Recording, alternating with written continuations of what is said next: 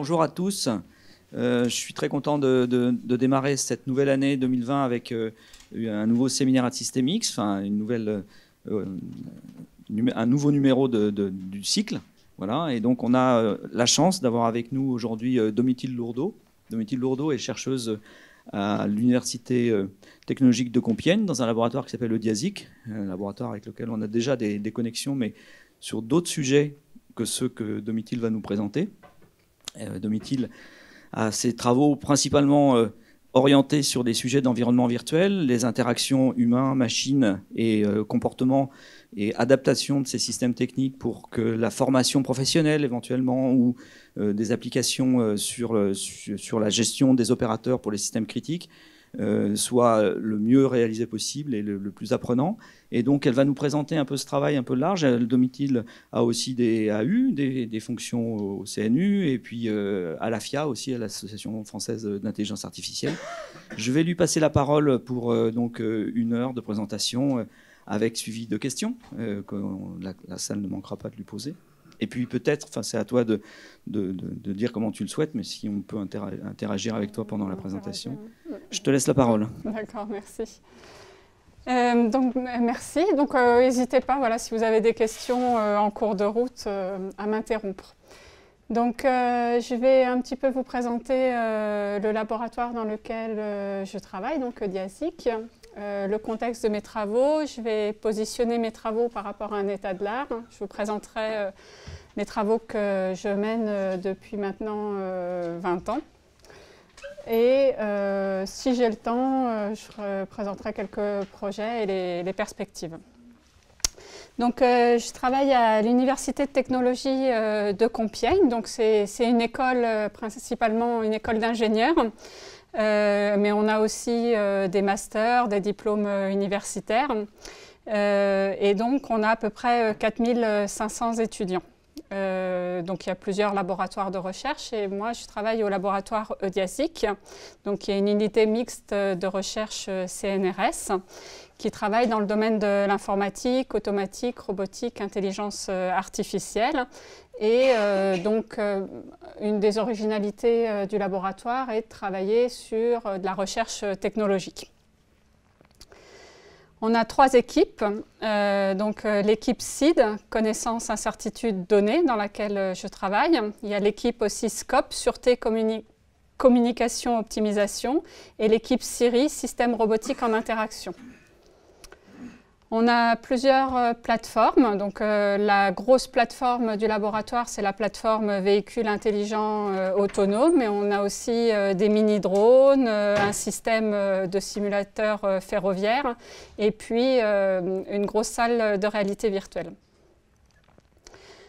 On a eu aussi des projets d'investissement d'avenir. Donc, on participe à un gros laboratoire d'excellence sur la maîtrise des systèmes de systèmes qui regroupe plusieurs laboratoires de l'UTC. Et donc, on travaille entre autres sur la coopération entre systèmes, la gestion des incertitudes, la dynamique des systèmes de systèmes. Et on a aussi eu un Equipex Robotex, donc sur la robotique mobile, terrestre et aérienne. On participe à un laboratoire commun avec Renault, Sivalab. Donc, je présente juste brièvement les travaux de mon équipe, l'équipe SID. Donc, il y a 2 axes, un axe traitement des connaissances et des données et un axe système adaptatif personnalisé. Donc, en gros, on traite des questions d'intelligence artificielle. Donc, sur le traitement des connaissances, ça va être la modélisation des connaissances. On travaille sur la gestion des incertitudes, l'inférence prudente, et tout ce qui est apprentissage automatique. Et donc dans l'axe système adaptatif personnalisé, donc c'est l'axe sur lequel je travaille, on travaille sur l'apprentissage dynamique des profils et des préférences utilisateurs et l'adaptation de ces systèmes au comportement utilisateur.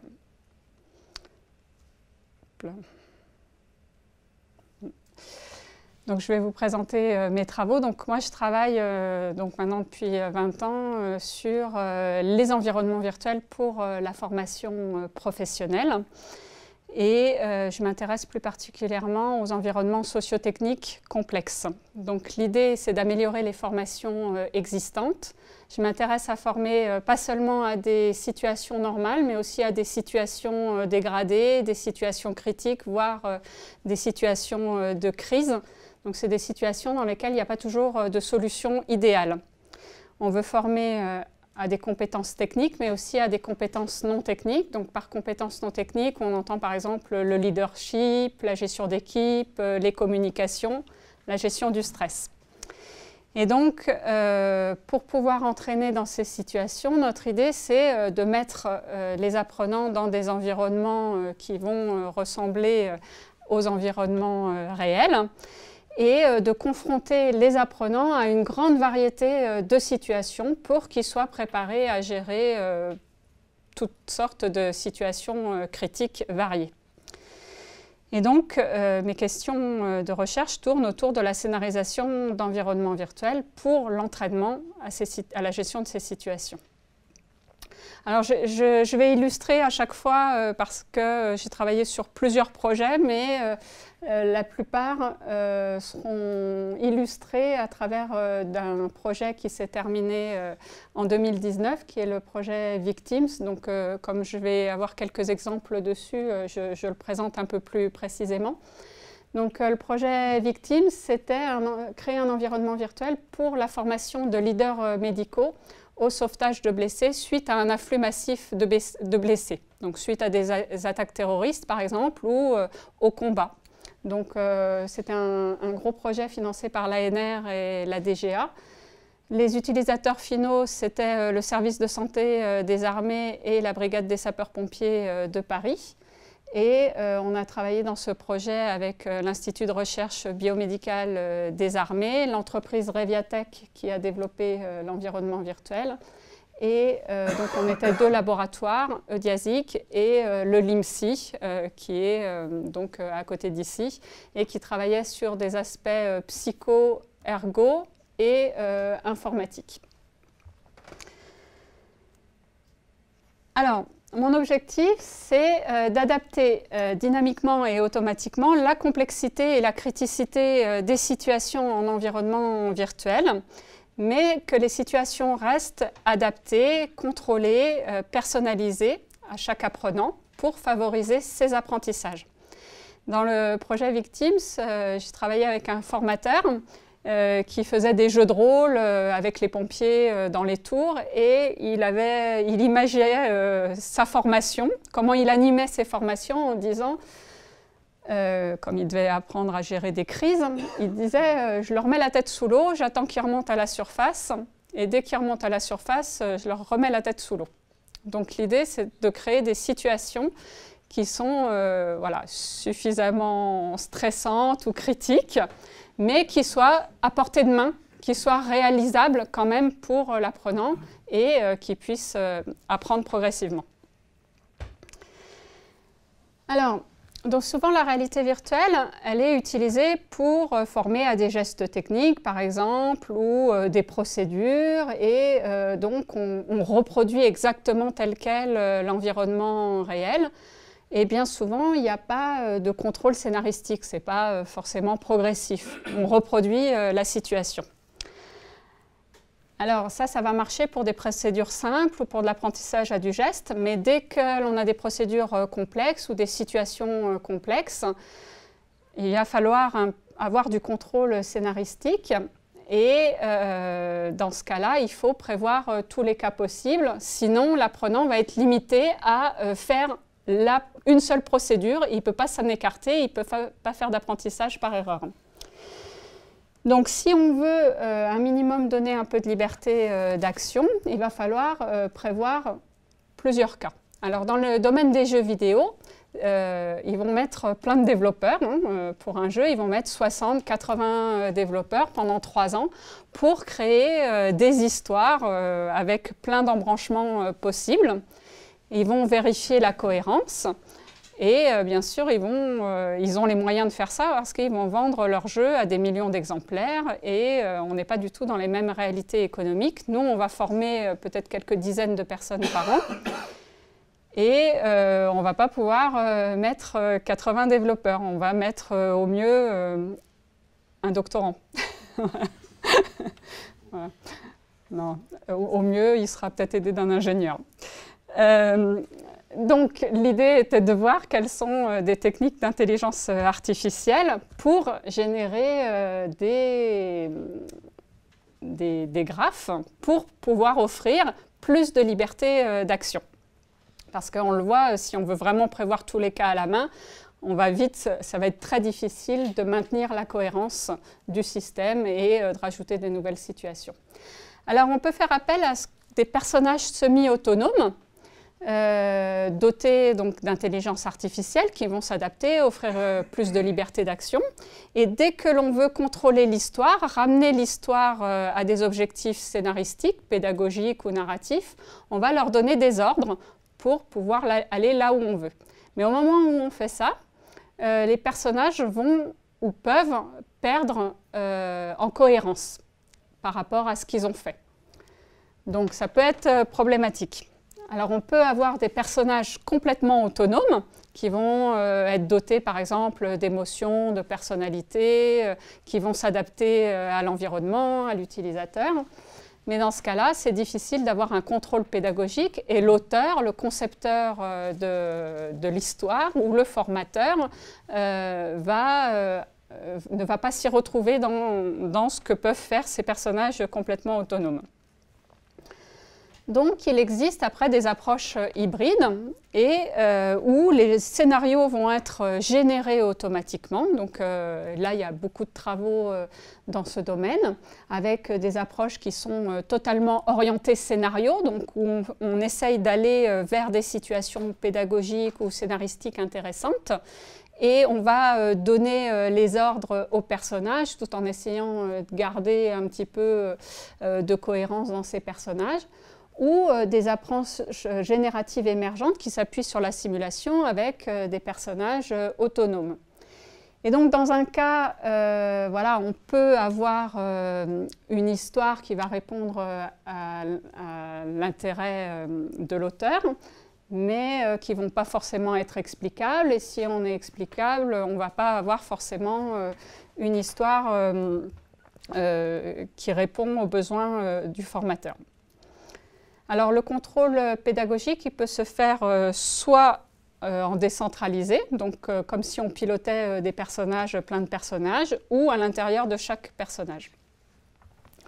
Donc la question qui se pose, c'est comment exercer un contrôle dynamique sur le déroulement d'un environnement complexe sans limiter l'apparition, c'est-à-dire l'émergence de nouvelles situations, ni nuire à la cohérence des comportements, puisqu'on le voit, si on veut du contrôle scénaristique, on perd en liberté d'action. Si on veut de la liberté d'action, on va nuire à l'intention de l'auteur ou à la variabilité, la résilience des systèmes ou à la cohérence des comportements.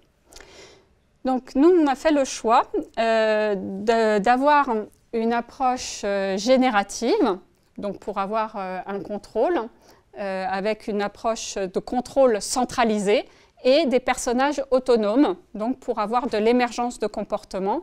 Et ce système centralisé va un petit peu orchestrer les personnages qui vont vivre leur vie dans l'environnement virtuel. Donc la problématique, ça va être le compromis entre le contrôle et l'explicabilité et entre l'intention de l'auteur et la liberté d'action. Et on cherche à avoir une approche générique. Sur la slide précédente, tu indiques... Attends, je vais prendre le micro parce que je pense que...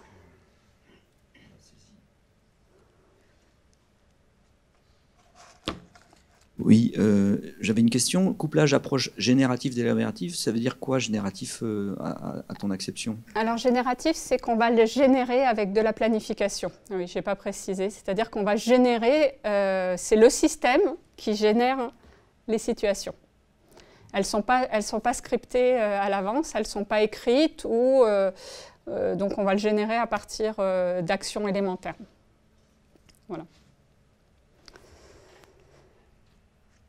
Donc on a proposé l'approche Humans. Donc on va travailler sur des modèles qui vont décrire le monde, l'activité. Ces modèles vont être utilisés par différents moteurs. Alors, on a un environnement virtuel. En général, c'est un partenaire externe qui développe ces environnements virtuels et nous, on vient se greffer sur ces environnements virtuels. On va avoir un moteur de gestion du monde qui gère donc toute la cohérence du monde. Donc, par exemple, il y a des portes. Les portes, elles peuvent s'ouvrir, se fermer et c'est lui qui va regarder si elle peut s'ouvrir parce qu'elle n'est pas verrouillée, etc. On a un moteur qui gère, donc c'est un système multi-agent qui gère les personnages virtuels qui vont être dotés éventuellement d'émotions, de personnalité. On a un moteur de suivi de l'apprenant qui va regarder ce que fait l'apprenant et s'il le fait bien. Ces moteurs donc, utilisent les mêmes modèles de connaissances et la question, ça va être comment contrôler les événements, puisque là, on est juste dans une approche émergente. Tout se passe en fonction des interactions de l'utilisateur et de ce que vont faire les personnages. Donc avant de vous expliquer la partie scénarisation, je vais un petit peu détailler les modèles et les moteurs qu'on voit ici. Alors, les modèles, donc on a un modèle du monde, c'est une ontologie, c'est une représentation des connaissances. Donc une porte, elle peut être ouvrable, fermable, verrouillable, déverrouillable. Et on ajoute à cela des règles de fonctionnement. Et le système, à chaque fois qu'on fait une action, va vérifier ces règles. Alors un autre modèle important, c'est le modèle d'activité. Alors on pourrait générer l'activité à partir du moteur du monde pour essayer de savoir quelle est la bonne procédure la plus rapide pour arriver à un but final.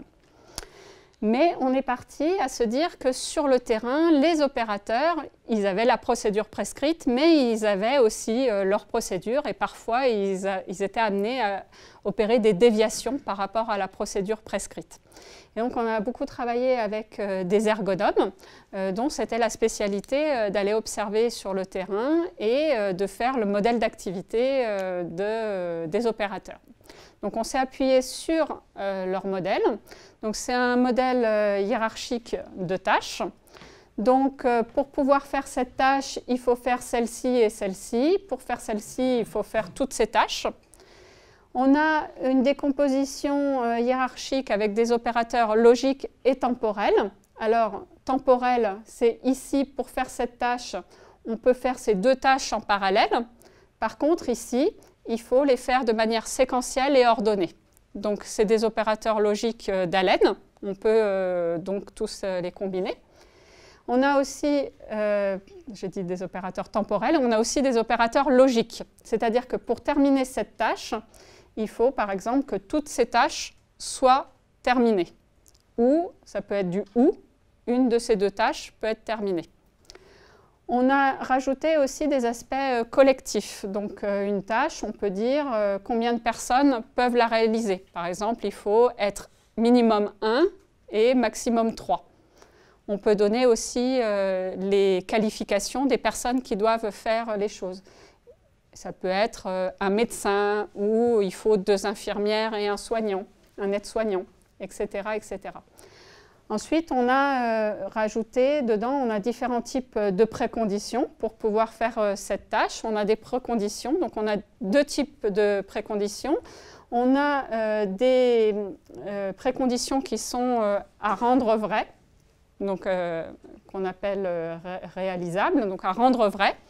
Donc on en a 2 sortes à rendre vrai. On a par exemple ce qui est nomologique. Pour pouvoir monter un échafaudage, il faut qu'il y ait un échafaudage. Sinon on ne peut pas monter. Et puis on a des préconditions réglementaires.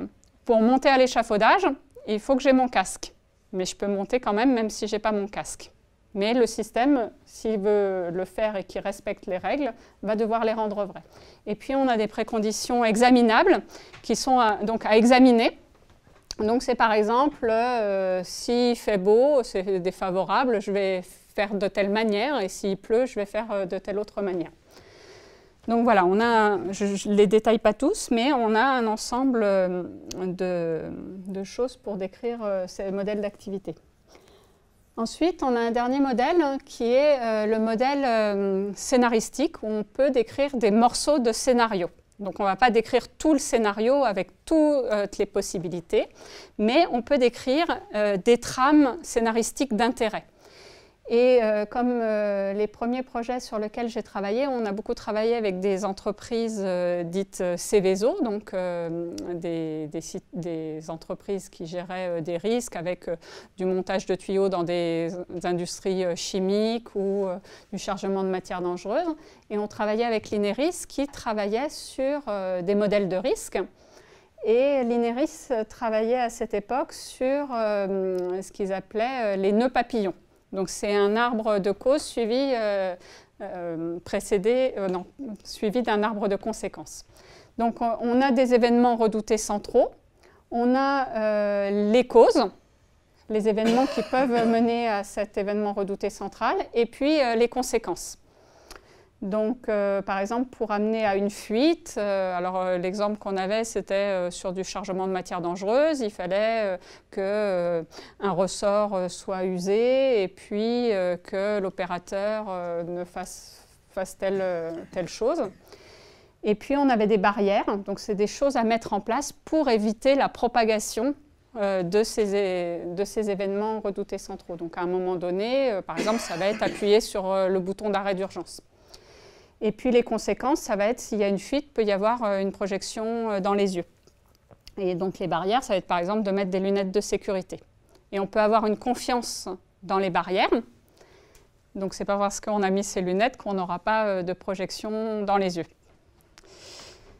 Donc alors ces modèles, on a essayé plusieurs choses. On a essayé des réseaux bayésiens. Dernièrement, on a fait avec des cartes cognitives floues. Mais le principe reste le même, c'est que donc on donne des probabilités aux événements avec une différente propagation. Donc ici, c'est pour les médecins. Donc par exemple, on voudrait qu'un soignant rate un examen. Et donc il y a plusieurs causes et en particulier, il y a les compétences du soignant ou son stress. Donc, par exemple, à un moment donné, si on sait qu'on est expert, eh bien, la probabilité qu'il rate l'examen diminue. Donc, on peut propager les événements. Et puis, à un moment donné aussi, si on veut faire rater l'examen, on va pouvoir remonter et savoir quelle est la chose, l'événement le plus probable à lancer. Donc ici, si on veut faire rater l'examen, c'est mieux de le faire rater en fait sur quelqu'un de non compétent. Mais je reviendrai sur cet exemple. Sur les événements, on a aussi, donc on avait des éléments numériques, hein, c'est les probabilités, qui peuvent correspondre aux probabilités des événements, à la confiance dans les barrières. Et on a des éléments aussi sémantiques. Donc par exemple, parce que nous on raisonne sur des éléments sémantiques, donc c'est des événements, ils peuvent être fréquents, probables, improbables, invraisemblables. Donc ça va nous aider si on veut former par exemple à des choses qui ont lieu tous les jours, ou si on veut former à des événements, des choses, des scénarios plus rares. Alors maintenant j'en viens au moteur. Donc je décris un moteur sur lequel Kaina, qui est là, a travaillé pendant 7 ans. Hein. Donc c'était des gros travaux. Malheureusement, je les résume très vite parce que j'ai beaucoup de choses à faire. Mais donc l'objectif était donc d'évaluer ce que fait l'apprenant, de voir s'il fait la procédure prescrite ou s'il dévie. Et s'il dévie, est-ce que c'est dans les actions que l'on avait déjà observées sur le terrain. Elle était capable de regarder quel type de préconditions il ne respecte pas. Et aussi de voir, grâce au modèle de causalité, quelles étaient les conséquences. C'est-à-dire, à partir du moment où une première erreur était faite, on était capable de dire, ben, il va y avoir il y a telle probabilité de risque. Donc ce suivi de l'apprenant, il servait à plusieurs choses, soit en temps réel, donc si on avait un opérateur débutant, on pouvait venir lui donner des aides en temps réel, lui dire attention, on pouvait même lui donner des alertes, le renvoyer à la procédure, lui montrer voilà, qu'il n'avait pas ses équipements de sécurité, donc on pouvait jouer voilà, sur des assistances. Et ça pouvait servir, quand il était un peu plus expérimenté, donc à venir jouer sur le scénario, sur les événements, sur les probabilités des événements. Donc on avait une interface pour suivre avec des critères de performance, les types d'erreurs, les conséquences possibles. Et puis dans un projet où on faisait de la formation des nounous à la garde d'enfants, il y avait tout un système de rejeu où on pouvait voir avec toute l'analyse sur tous les critères et le système expliquait tout ce que l'apprenant avait fait de bien et pas bien. Alors ensuite, le moteur de personnages virtuels autonomes. Donc je l'ai dit, c'est un système multi-agent. Donc ce qui m'intéresse, c'est aussi de reproduire les comportements qui ont été observés sur le terrain et donc qui peuvent être des comportements non optimaux. Souvent, les personnages virtuels, ils reproduisent des comportements idéaux. Et moi, ce qui m'intéressait, c'était de reproduire des erreurs, des comportements humains et qui restent explicables. Donc au départ, on est parti, il y avait un personnage virtuel qui était en coactivité et puis petit à petit, on a eu des travaux avec des opérations collaboratives, collectives. Donc là, les personnages autonomes, ils devaient s'adapter à l'apprenant mais aussi aux autres membres de l'équipe. Donc par exemple, sur les soignants, là, donc on a des blessés, il peut y avoir 2 blessés et 3 soignants, mais si ça se trouve, il peut y avoir 15 blessés et 4 soignants. Et donc, ce qu'on a besoin, c'est de ne pas avoir à décrire tous les cas possibles, toutes les blessures possibles, toutes les configurations possibles et toutes les procédures possibles. Donc ce qu'on voudrait, c'est en décrire un minimum et puis qu'ils arrivent à s'adapter en fonction de ce qu'ils voient, de ce qu'ils observent et de ce qu'ils savent faire. Donc, alors, il y a eu 5 thèses sur ce sujet. Dans certaines de ces thèses, on s'est appuyé sur des modèles issus de travaux en sciences humaines et sociales, comme l'opérationnalisation de modèles d'émotion ou de personnalité. Sur le changement de matière dangereuse, et les sites Céveso, on s'est appuyé sur le modèle COCOOM de Holnagen qui décrivait un mode de contrôle qui dépendait de la pression temporelle. Et en fonction de cette pression temporelle, les personnages c'est-à-dire ils pouvaient planifier à long terme, ils ne faisaient pas d'erreurs. Et plus ils avaient de pression temporelle, moins ils allaient respecter les règles, moins ils allaient anticiper les choses sur le long terme. Et donc voilà. Alors, j'avais dit que je ne le montrerais pas, mais enfin je vais le montrer. Donc ça, c'est un environnement qu'on a développé il y a très longtemps. C'est des étudiants de l'UTC, donc bon, c'est pas du tout réaliste. C'était juste pour pouvoir montrer les procédures. Donc vous allez voir, il y a des comportements un petit peu bizarres au niveau des personnages. Je clique là.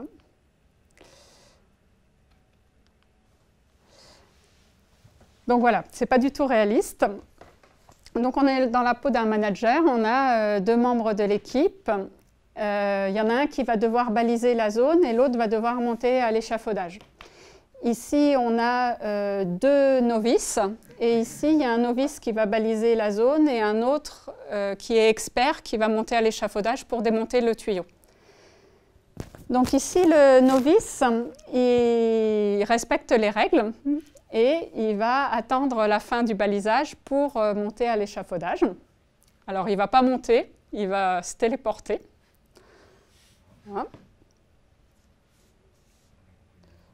Voilà. Et il s'attache avec son harnais. Bon, alors, voilà. Donc ici, vous allez voir l'expert. Lui, il n'attend pas la fin du balisage et il ne s'attache pas avec son harnais.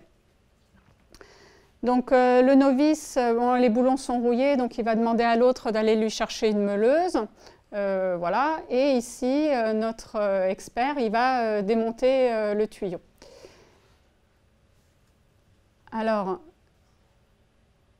ici, donc vous avez vu, il y a un petit Fenwick, et puis des fois, quand ça le gêne, les plots sont déplacés.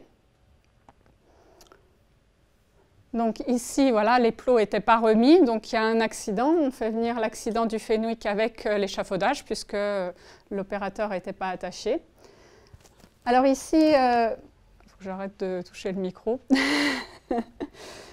Ici, le novice, on lui a dit que les tuyaux étaient vides.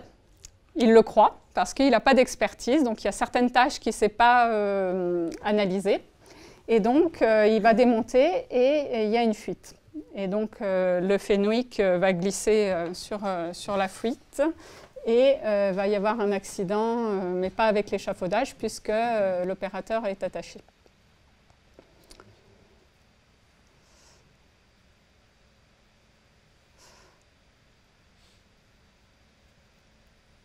Voilà. Alors, on a poursuivi ces travaux, après avec des modèles d'émotion, de personnalité, de relations sociales. Et le dernier en date, c'était sur le projet Victims. Donc, je vais un petit peu décrire comment fonctionne l'architecture. Donc, chaque personnage est connecté à l'environnement virtuel. Il a une représentation du monde et puis une représentation de l'activité collective. Et il a des caractéristiques. Donc, il a des qualifications. Donc, il est infirmier, aide-soignant, médecin. Une fonction, donc il peut être chef ou scribe ou ce genre de choses. Et puis il a un followership. Alors le followership, c'est il est proactif ou passif.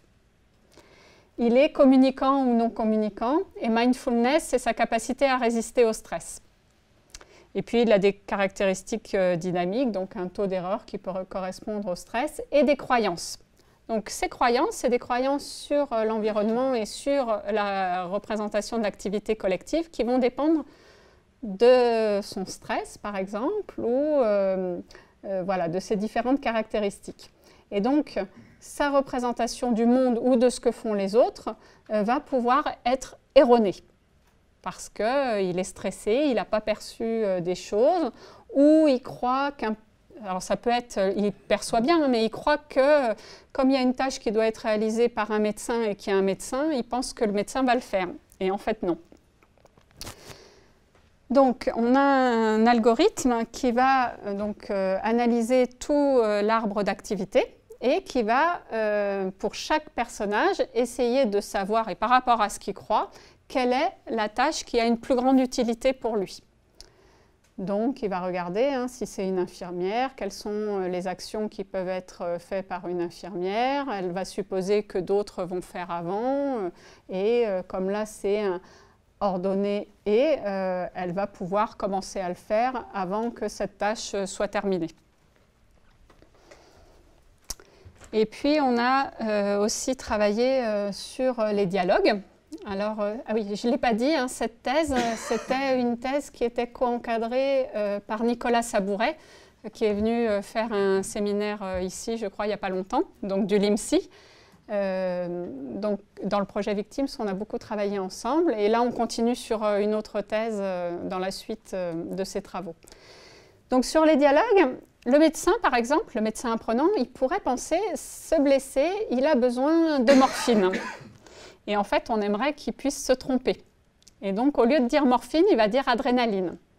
Alors, l'infirmière, si elle est compétente et communicante, elle va lui dire « Est-ce que vous êtes sûr, chef? Je pense que le blessé a besoin de morphine. » Donc là, tout va bien.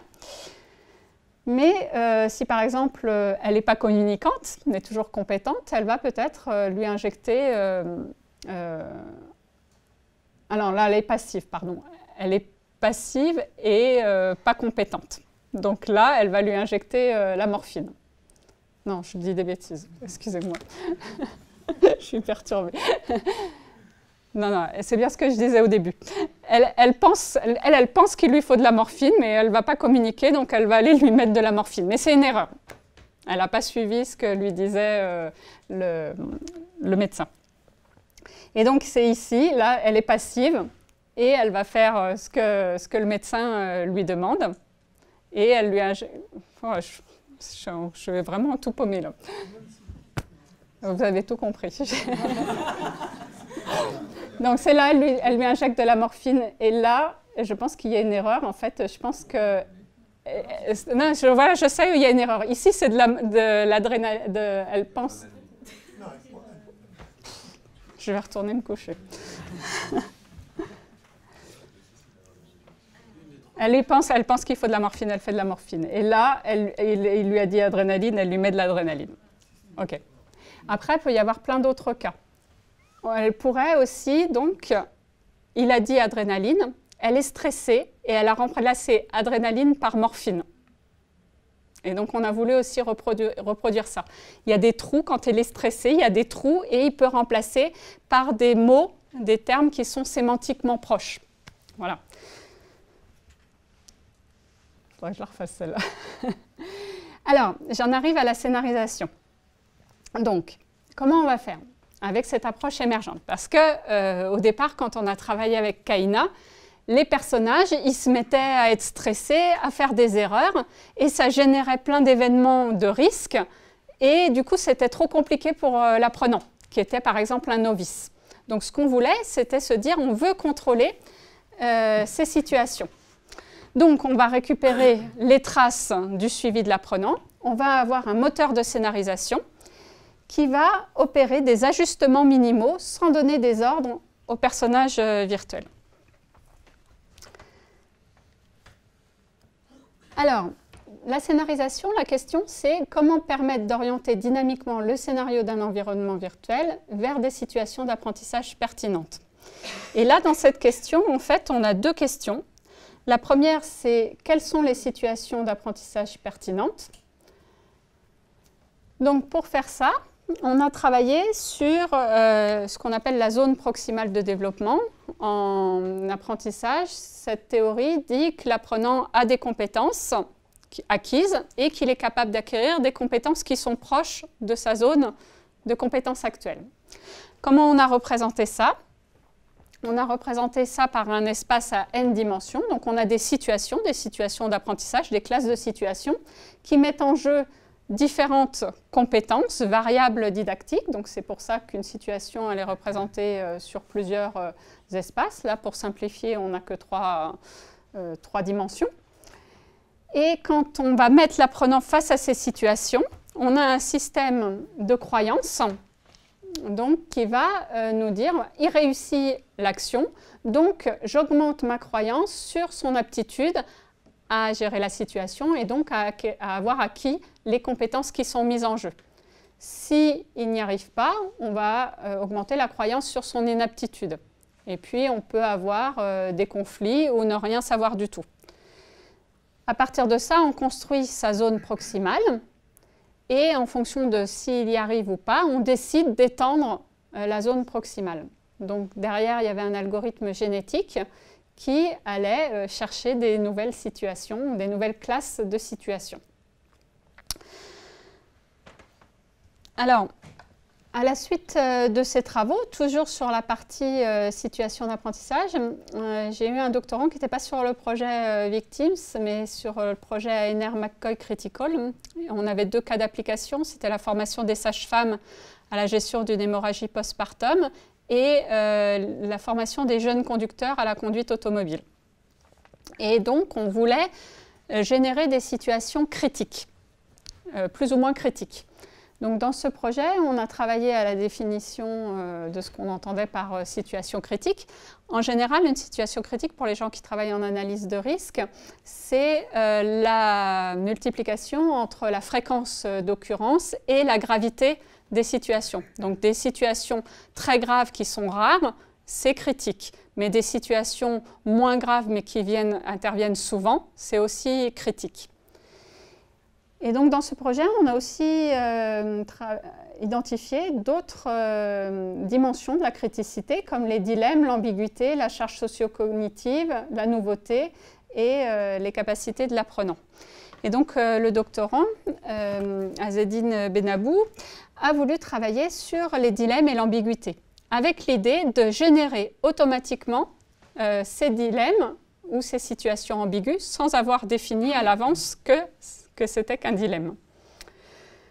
Donc, un dilemme, hein, qu'est-ce que c'est? C'est quand on doit choisir entre deux choses et on est obligé de faire un choix, et tous les deux choix mènent à une situation grave, à des conséquences graves.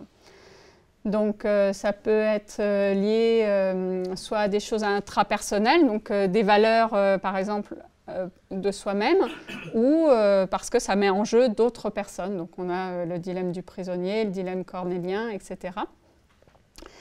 Il a distingué donc les dilemmes d'obligation et les dilemmes de prohibition. Donc obligation, c'est quand toutes les actions possibles sont obligatoires, mais on ne peut en faire qu'une seule. Donc il va falloir en sacrifier une. Et la prohibition, c'est toutes les actions possibles sont prohibées, elles sont interdites, mais il faut aussi en faire une. Voilà.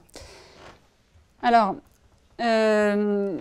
donc, bon, le dilemme du tramway, vous le connaissez, hein, c'est le tramway, il est engagé sur une voie. S'il continue, il va écraser 5 personnes. Et puis, il peut décider de changer de voie. Et dans ce cas-là, il n'en écrasera qu'une seule. Et donc, l'idée, c'est de définir voilà, les conséquences de chacune des solutions et de trouver le moyen de bloquer toutes les autres issues possibles. Donc voilà, bon, il a fait des évaluations hein, entre des dilemmes qui étaient scriptés et des dilemmes qui étaient générés. Les résultats sont plutôt bons. On n'a pas pu faire encore d'évaluation sur les situations ambiguës. Donc c'était un projet où on travaillait avec LeafStar, mais c'était très compliqué de se connecter à leur simulateur. Donc là aussi, on a développé, c'est des étudiants qui ont développé un petit simulateur pas très réaliste. Mais donc voilà, on générait différentes choses. Donc là, il y avait un piéton qui apparaissait et soit il prenait le piéton, soit le kiosque ou le mur. Voilà. Alors, une fois qu'on a défini les situations, les objectifs de haut niveau. Les objectifs de haut niveau, ça pouvait être donc des situations, ça pouvait être un niveau de complexité, un niveau de gravité, etc. Mais après, il faut les mettre en jeu dans cet environnement virtuel. Donc, comment on oriente dynamiquement. Donc, je l'ai dit, on ne donne pas d'ordre et on peut jouer sur 3 types d'ajustements. Le premier type d'ajustement, c'est ce qu'on appelle le lead commitment, c'est-à-dire que l'état du monde n'est pas forcément initialisé au démarrage de la simulation. Il y a des choses qui sont laissées comme inconnues. Tant qu'on n'a pas ouvert la boîte, on ne sait pas ce qu'il y a dedans. Tant qu'on n'a pas examiné le blessé, on n'a pas encore vu toutes ses blessures. C'est comme le chat de Schrödinger. Tant qu'on n'a pas ouvert la boîte, on ne sait pas si le chat est vivant ou mort. On peut jouer aussi sur des événements qui n'ont pas de lien avec la cohérence passée du monde. Donc on peut faire arriver des nouvelles victimes, on peut faire sonner le téléphone pour dire que l'hélicoptère d'évacuation est en retard, on peut jouer sur les conditions climatiques. Et le dernier type d'ajustement, c'est de jouer sur les probabilités.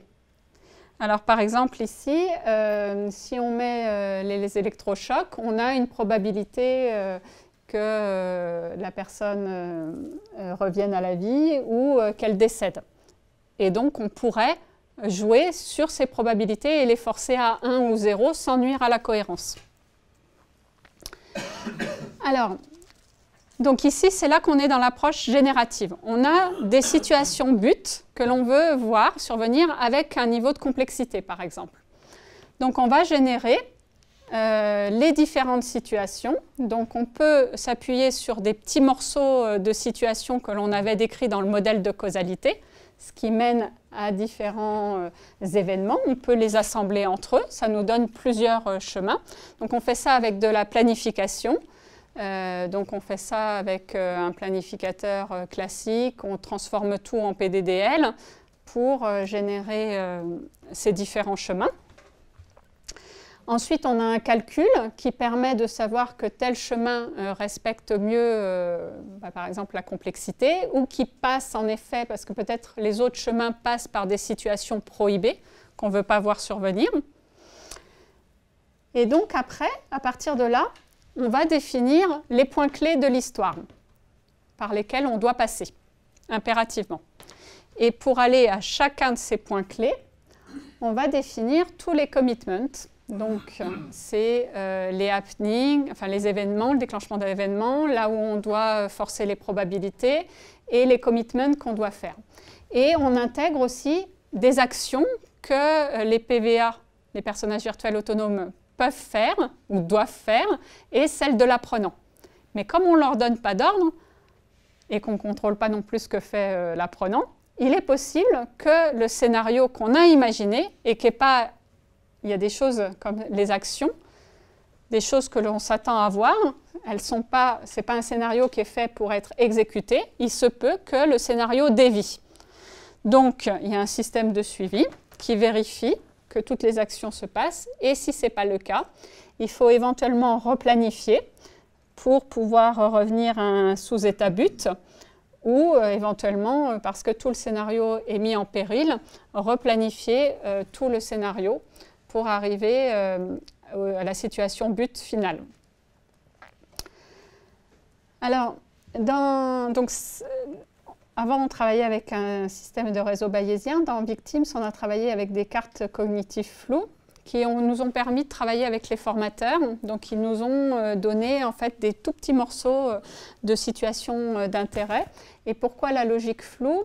Parce qu'en effet, on pouvait mettre du poids dans les relations et dire que voilà, on a une plus forte taux de réussite en mettant le personnage à l'état stressé ou plutôt, d'ailleurs c'est le contraire, c'est quand il est non compétent. Alors je vais donner des exemples. Donc on est dans une situation où on a deux soignants, Christian qui est expérimenté, proactif et non communicant, et Marie-Hélène qui est novice, passive et communicante. Pour l'instant on a deux victimes. Il y en a une qui a une hémorragie à la jambe et une autre qui a une blessure non hémorragique et une blessure par balle au thorax, mais qui n'a pas encore été initialisée, committée. Et puis on peut faire venir une troisième victime avec une blessure à la tête. Donc le scénario de base, on planifie et le système va imaginer que Marie-Hélène va aller sur la victime 2 et que Christian va aller sur la victime 1. Et selon les blessures, il va imaginer qu'ils vont devoir faire telle procédure. Alors bien sûr, si au démarrage de la simulation, c'est l'inverse, il replanifie l'inverse. Ensuite, imaginons que le formateur veuille tester donc une compétence et une habileté non technique, reste bienveillant avec les équipiers qui font des erreurs avec un niveau de difficulté peu élevé. Donc là, le scénario, la scénarisation, le planificateur va imaginer, rajouter un petit morceau de scénario, cette carte cognitive floue, qui est qu'il rate son examen. Donc il va aller le faire sur certainement donc, la personne qui n'est pas expérimentée. Donc il va imaginer que c'est Marie-Hélène qui risque de ne pas réussir son examen. Comme on a des probabilités, on peut forcer ces probabilités.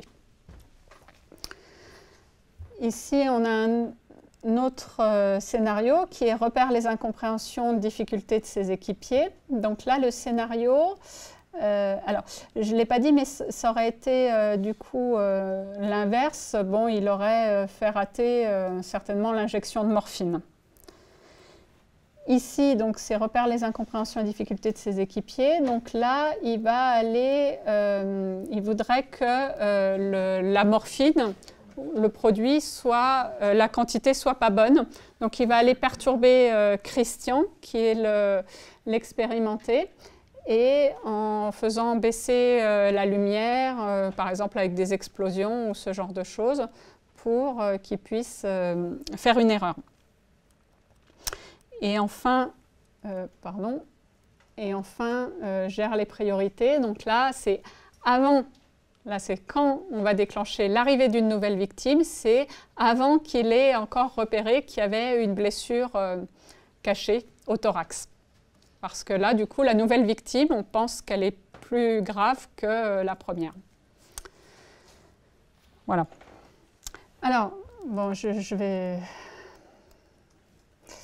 Donc, bon, voilà, je vous ai présenté une architecture qui permettait, donc avec les différentes fonctionnalités, de répondre à nos différents critères de liberté d'action grâce à des personnages autonomes qui restent cohérents et explicables. On a du contrôle grâce à une approche générative avec de la planification. mais avec des choses qui restent pertinentes et de la gestion des incertitudes grâce aux modèles graphiques, donc les réseaux bayésiens ou les cartes cognitives floues. Et voilà, on a un système qui reste adaptable. Selon les projets, on n'a pas toujours mis tous les modules. D'accord ? Donc des fois, on n'a pas le module de suivi de l'apprenant, ni la première partie de scénarisation. C'est le formateur qui va dire, voilà, je veux telle situation. Et derrière, on a le système de planification. Ou à l'inverse, on a la définition des situations, mais derrière, on n'a pas la planification, et finalement, derrière, c'est scripté. Ça lance tel ou tel scénario. Voilà, je vous montre quand même à quoi ressemble le projet Victims. Alors, c'est une vidéo qui date du tout début du projet. Donc, on a modifié les menus. Mais ça reste, l'attente, voilà, reste, elle est un peu plus grande, l'attente, et il y a plus de blessés maintenant. Et aux soignants de manière plus générale, à mieux gérer leur stress et réguler leurs émotions dans ces situations d'urgence contraignantes où les besoins dépassent souvent les moyens présents. Voilà,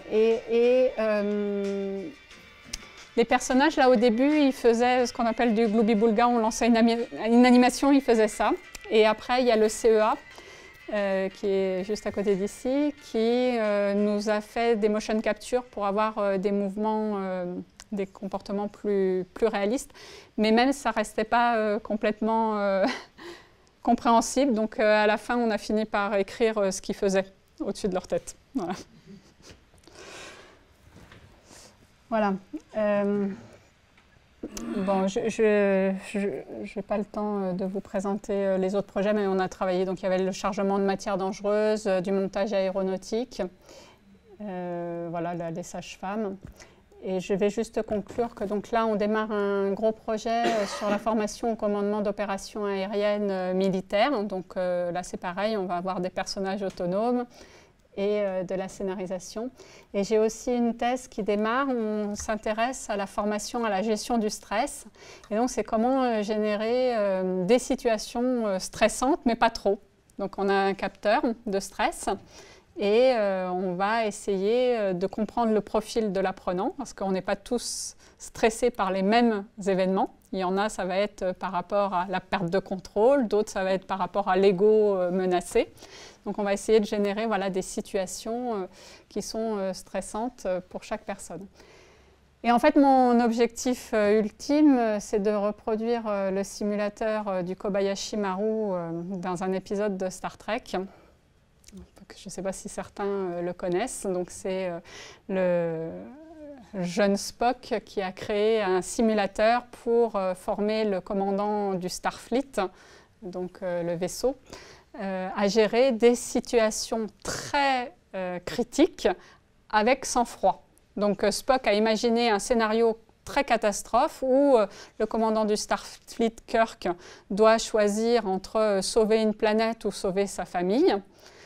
Et en fait, le jeune Kirk est très fougueux et respecte pas trop les règles et il a triché, il a trouvé le programme du simulateur, il a modifié le simulateur et il est tout content parce que du coup, il s'en sort, il arrive à faire une pirouette.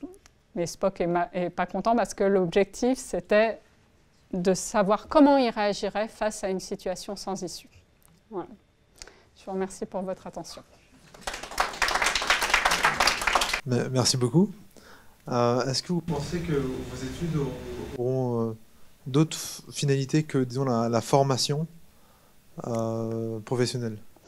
Alors, je pense que ça pourrait marcher pour l'aide à la décision, par exemple. C'est-à-dire, on pourrait lancer la partie planification pour essayer de savoir quels sont tous les chemins possibles et toutes les conséquences possibles pour pouvoir eh bien, choisir le bon chemin, les bonnes actions.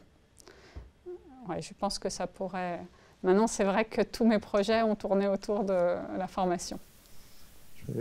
Éventuellement, le jeu vidéo pour avoir des scénarios très... Ouais. Alors, le jeu vidéo, le problème, c'est que donc, les concepteurs, ils veulent vraiment garder la maîtrise de leur scénario, de leur système. Donc les personnages complètement autonomes, ça ne les intéresse pas, tout à fait. Et alors il y a des systèmes d'IA qui existent pour des personnages secondaires ou pour les animaux ou pour certains jeux, les genres type Tower Defense ou ce genre de choses, voilà, où peut y avoir derrière de la stratégie et ce genre de choses. Mais c'est vrai que c'est un petit peu difficile dans le domaine du jeu vidéo d'avoir un gros système comme ça avec toute l'autonomie derrière. Bah, merci beaucoup pour cette présentation. En fait, j'ai deux questions. La première, en fait, c'est tout au long de votre présentation, vous parliez beaucoup de cohérence.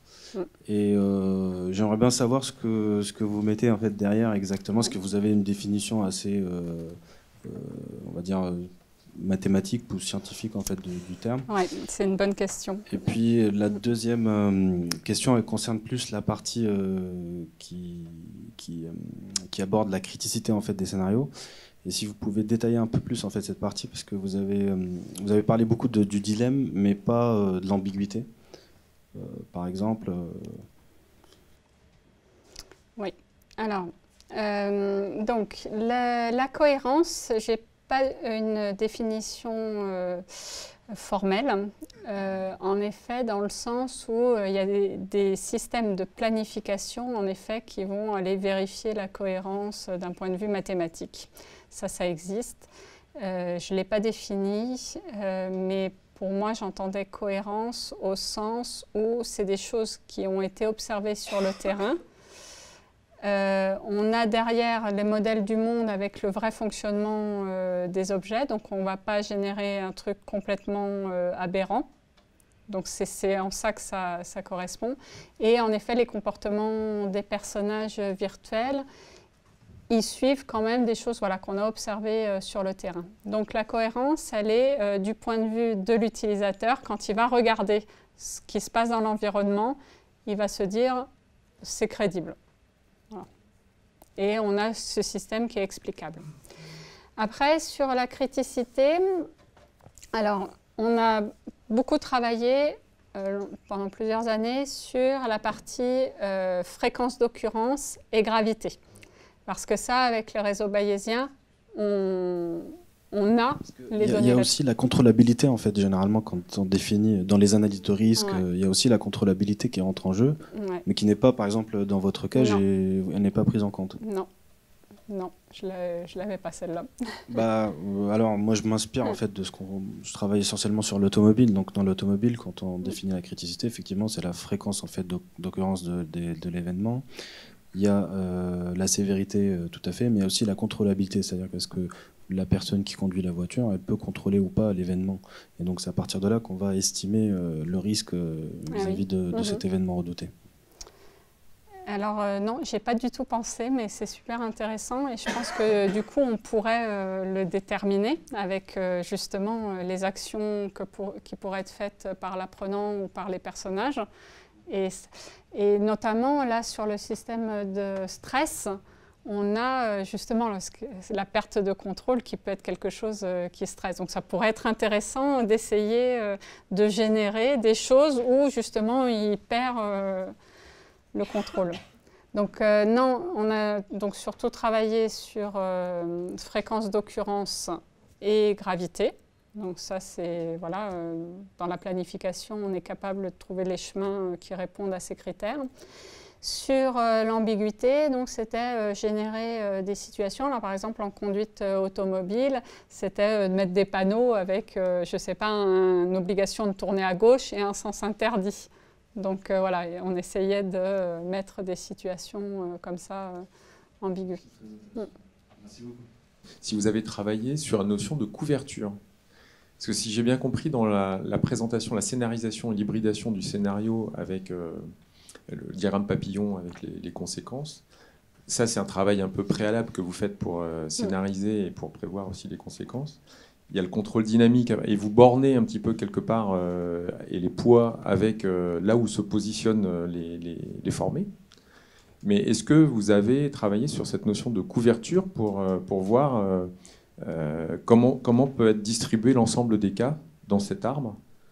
Et par rapport à la combinatoire, parce que vous pouvez vite arriver à une combinatoire assez forte, mais qui est biaisée par le comportement des cobayes, en fait, des gens qui... Ouais. Non, mais en fait, oui, parce que on y a pensé, mais c'est compliqué. Mais en effet, parce que le problème, donc... en fait, vous avez bien résumé. En fait, l'idée, ouais, c'est ça. On a des petits morceaux de scénario qui permettent voilà, d'aller sur des situations d'intérêt. Et puis, il y a la dynamique derrière qui génère. Et le problème là, de ce que j'ai montré avec la zone proximale de développement, c'est vrai qu'on peut vite rester dans le même coin. Alors, il y a l'algorithme génétique qui permet de temps en temps voilà, de sortir et de trouver voilà, un truc.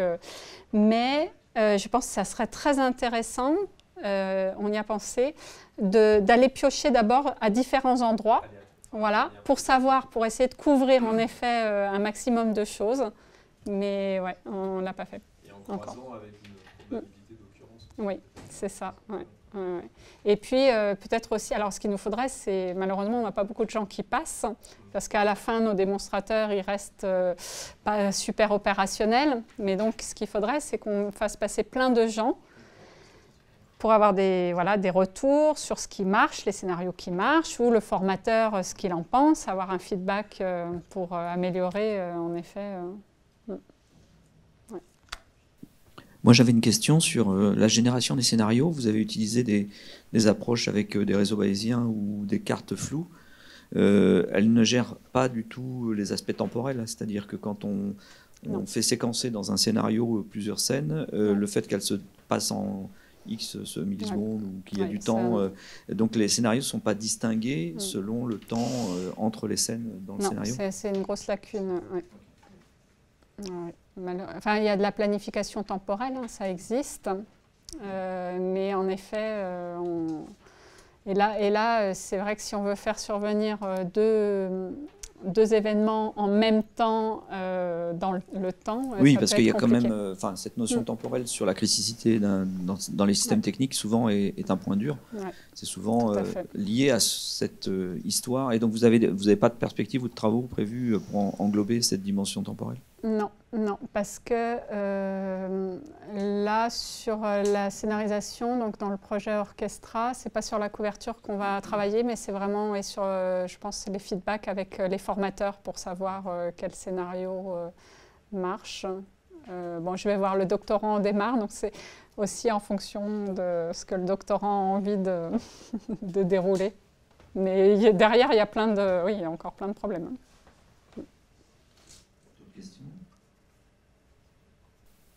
Ben, on va vous remercier une nouvelle fois. Merci beaucoup. Pour l'invitation.